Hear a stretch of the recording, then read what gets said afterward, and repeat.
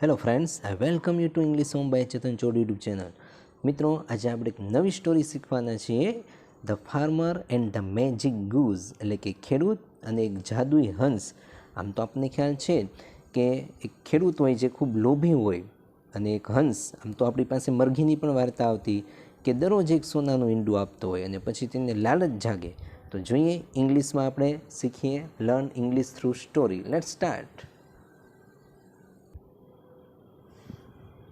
The farmer, farmer એટલે ખેડૂત, and the magic, magic એટલે જાદુઈ, ગૂઝ, GOOSE, ગૂઝ એટલે હંસ, ખેડૂત અને એક જાદુઈ હંસ.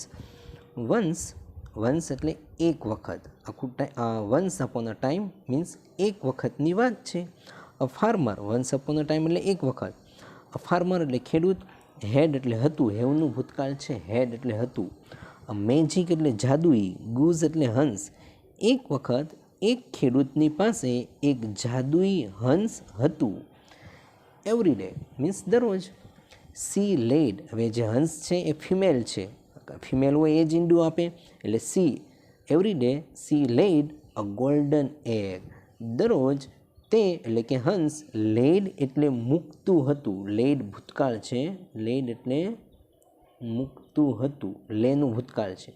ગોલ્ડન એગ, ગોલ્ડન એટલે સોનાનું, એગ એટલે ઈંડું, એ તો આપણને ખ્યાલ છે, એગ એટલે ઈંડું, ગોલ્ડન એટલે સોનાનું, ગોલ્ડ એટલે સોનું. દરરોજ તે હંસ એક સોનાનું ઈંડું મૂકતું હતું. ધ ફાર્મર, ખેડૂત, સોલ્ડ, સેલનું ભૂતકાળ છે, સોલ્ડ એટલે વેચતો હતો, વેચતો હતો. ધ એગ એટલે ઈંડું, એટ અ ગુડ પ્રાઇઝ, મિત્રો ગુડ પ્રાઇઝ એટલે સારી એવી કિંમતે, પ્રાઇઝ એટલે કિંમત, ગુડ એટલે સારું. અને તે જે ઈંડું તેને મળતું હતું હંસ પાસેથી, તે ફાર્મર તે ઈંડાને સારી એવી કિંમતે, ગુડ પ્રાઇઝ એટલે સારી એવી કિંમતે વેચી નાખતો હતો, સોલ્ડ એટલે વેચતો હતો. ઇન કોર્સ ઓફ ટાઈમ, મિત્રો in course of time phrase છે, એનો મતલબ થાય સમય જતાં, સમય જતાં, ઇન કોર્સ ઓફ ટાઈમ, સમય જતાં.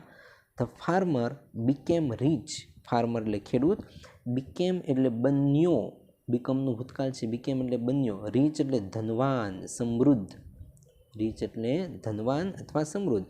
હવે દરરોજ એક ઈંડું એ સોનાનું વેચતો હોય તો સ્વાભાવિક છે ખેડૂત તો હવે ધનવાન બની ગયો.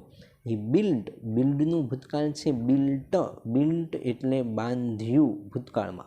એ બિલ્ટ અ લાર્જ હાઉસ, અને ધનવાન બની ગયો એટલે તેને પોતાનું મોટું એવું વિશાળ, લાર્જ એટલે વિશાળ, મોટું, હાઉસ એટલે ઘર, તેણે એક વિશાળ ઘર બંધાવ્યું. હી લીવડ, લીવનું ભૂતકાળ છે, લીવડ એટલે રહેવું, લીવ એટલે રહેવું, લીવ એટલે રહેતો હતો. એ લીવડ ધેર એટલે ત્યાં, મકાનની અંદર, વિથ હિઝ વાઇફ, વાઇફ એટલે પત્ની, એન્ડ ચિલ્ડ્રન એટલે બાળકો. તે વિશાળ એવા ઘરની અંદર તે તેમની વાઇફ અને તેમના બાળકોની સાથે રહેતો હતો. They head good food to eat, they had એટલે તેની પાસે હતું, ગુડ એટલે સારું, ફૂડ એટલે ખોરાક, ટુ ઈટ એટલે ખાવા માટે, તેમની પાસે ખાવા માટે સારો એવો ખોરાક હતો. હેડ એટલે હતું, સારો એવો ખોરાક હતો. They had fine clothes to wear, they had એટલે તેઓની પાસે હતા, ફાઇન એટલે સરસ મજાના, સારા, ક્લોથીસ એટલે કપડાં, ટુ વેર એટલે પહેરવા માટે, તેમની પાસે પહેરવા માટે સરસ મજાના સારા કપડાં પણ ઉપલબ્ધ હતા. ધીસ, આગળ જોઈએ, ધીસ વેન્ટ ઓન, મિત્રો ગો ઓનનું ભૂતકાળ છે, વેન્ટ ઓન, ગો ઓન એટલે ચાલુ રહ્યું, વેન્ટ ઓન એટલે ચાલુ રહ્યું. ફોર અ લોંગ ટાઈમ, અને આ બધી જ વસ્તુ લાંબા સમય સુધી, લોંગ ટાઈમ એટલે લાંબા સમય સુધી ચાલુ રહ્યું. વેન્ટ ઓન એ ગો ઓનનું ભૂતકાળ છે, ચાલુ રહ્યું, આ બધું જ લાંબા સમય સુધી ચાલુ રહ્યું. સડનલી, અચાનક, સડનલીનો મતલબ થાય અચાનક, એકાએક. વન નાઇટ, એક રાત્રે, વન એટલે એક, નાઇટ એટલે રાત્રે.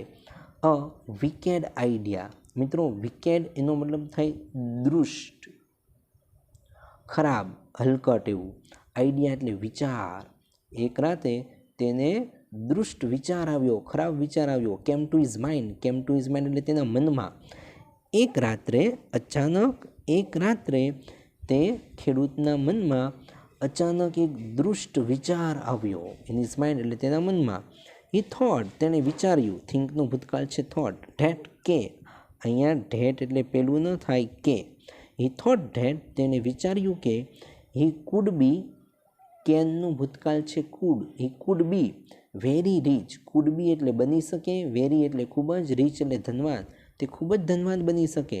બાય ટેકિંગ આઉટ, બાય એટલે દ્વારા, ટેકિંગ આઉટ એટલે લઈ લેવું, ટેક આઉટ એટલે બહાર કાઢવું. ઓલ ધ ગોલ્ડન એગ્સ બધા જ સોનાના ઈંડા. ઓલ એટલે બધા, ગોલ્ડન એટલે સોનાના, એગ્સ એટલે ઈંડા. From the body, from the body એટલે શરીરમાંથી, ઓફ ધ ગૂસ એટલે હંસ, હંસના શરીરમાંથી તે બધા જ ઈંડા જો બહાર કાઢી લે તો તે ખૂબ જ ધનવાન બની શકે. આવું તેણે વિચાર્યું. ધ નેક્સ્ટ મોર્નિંગ બીજી સવારે ધ ફાર્મર કિલ્ડ, કિલ એટલે મારી નાખવું, અહીંયા મારી નાખ્યું ભૂતકાળ છે. ધ નેક્સ્ટ મોર્નિંગ બીજી સવારે ખેડૂતે મારી નાખ્યું કોને?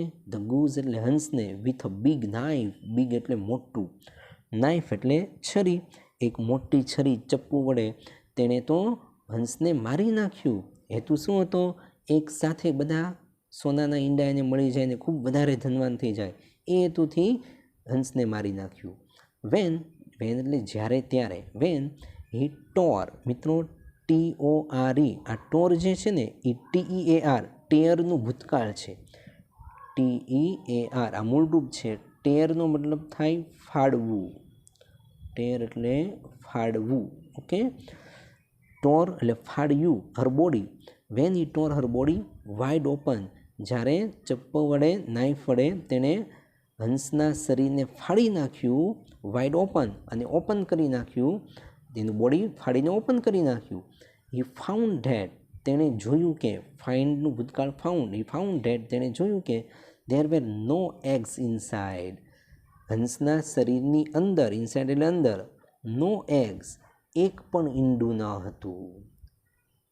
હી વેન્ટ મેડ વિથ માઇઝરી, ગોનું ભૂતકાળ છે વેન્ટ. હી વેન્ટ મેડ એટલે પાગલ થઈ ગયો, મેડ એટલે પાગલ. વિથ માઇઝરી એટલે દુઃખથી, આ માઇઝર એટલે કંજૂસ એવું થાય, પણ અહીંયા દુઃખથી. તે એટલો બધો તેને શોક, આઘાત લાગ્યો કે વેન્ટ મેડ વિથ માઇઝર, તે દુઃખને કારણે જાણે પાગલ થઈ ગયો, મેડ. બિકોઝ કારણ, ધ ગૂઝ વોઝ ડેડ, કારણ કે હંસ તો મરી ગયું હતું. ડેડ એટલે મૃત્યુ પામ્યું, વોઝ એટલે હતું. And he would not get golden eggs anymore, anymore એટલે વધારે, ગોલ્ડન એગ્સ એટલે સોનાના ઈંડા, ગેટ એટલે મેળવું. હવે હંસ તો મૃત્યુ પામ્યું, તેથી એન્ડ એટલે અને, he would not get golden eggs anymore, તેથી તે હવે વધારે સોનાના ઈંડા મેળવી શકે તેમ ન હતો. Moral of the story, grid, grid એટલે લોભ, એ તો ખ્યાલ છે જ, ગ્રીડ એટલે લોભ. ઇઝ એટલે છે, ધ રૂટ, રૂટ એટલે મૂળ, રૂટ એટલે મૂળ. ઓફ ઓલ, ઓલ એટલે બધા જ.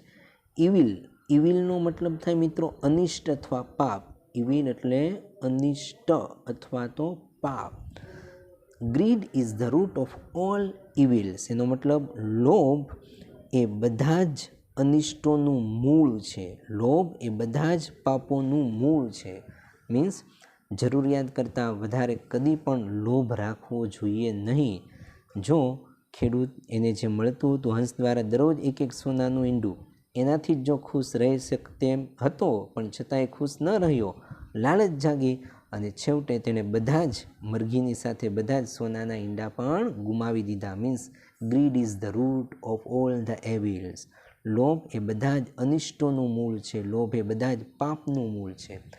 This is a very nice story. I hope, આશા રાખું કે તમને કમ્પ્લીટ ખ્યાલ આવ્યો હશે, મજા આવી હશે. ગમ્યું હોય તો જરૂરથી લાઇક કરી દો, ફ્રેન્ડ સર્કલમાં શેર કરી દો, અને આવી જ નવો તમને વિડીયો મળતો રહે એના માટે ચેનલને ખાસ સબસ્ક્રાઈબ કરી દેજો. મિલતે એક છોટે સે બ્રેક કે બાદ.